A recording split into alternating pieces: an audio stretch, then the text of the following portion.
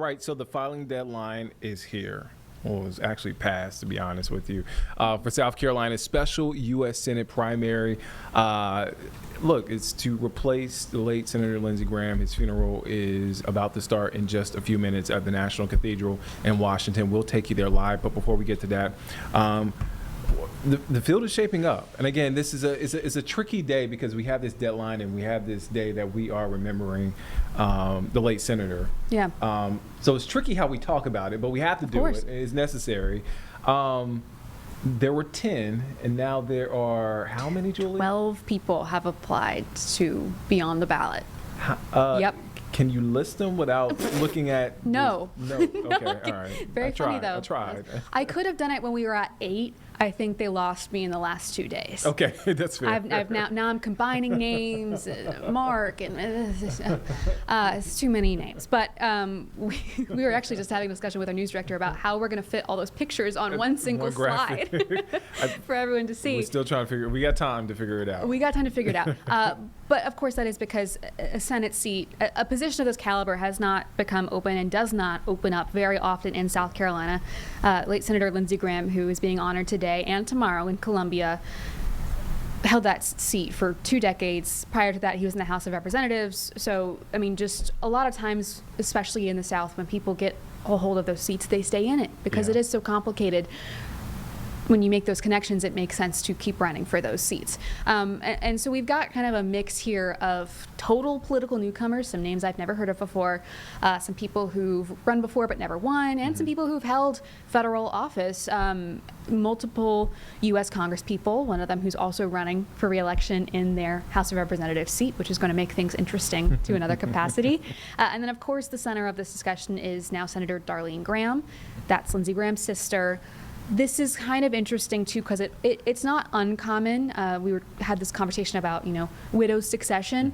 It's uncommon because rather than it being a spouse, it's a very close sister that is filling that role and has now decided to run for a full 6-year term despite not having political experience really.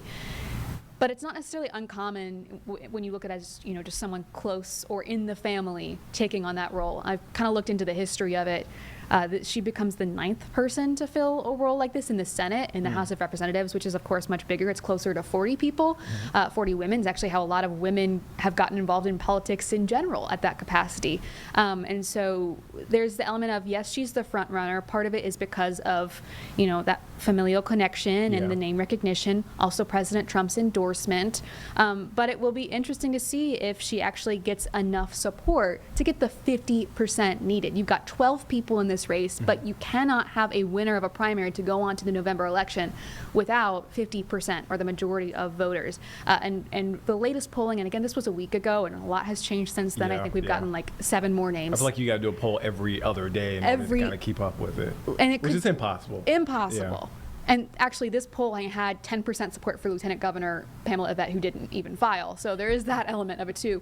But even though so, it had, Darlene Graham as the leader with just above 20% of support. So, that's going to change a lot, and it is still show her in front. But all this to say, it's likely with this many people in a race that we are probably going to go to a runoff. That's what all the experts I've talked to have said. It is very slim chances we don't. So though, this is happening very fast. August 5th is when early voting starts for the primary. So literally next week. August 11th, the day itself. And then assuming we go to a runoff, that will be August 25th. So kind of going back to what you just said of, we want to honor Lindsey Graham today. And tomorrow, of course, we'll be in Columbia for that. You also can't wait. This is all happening very, very quickly in terms of filling that seat.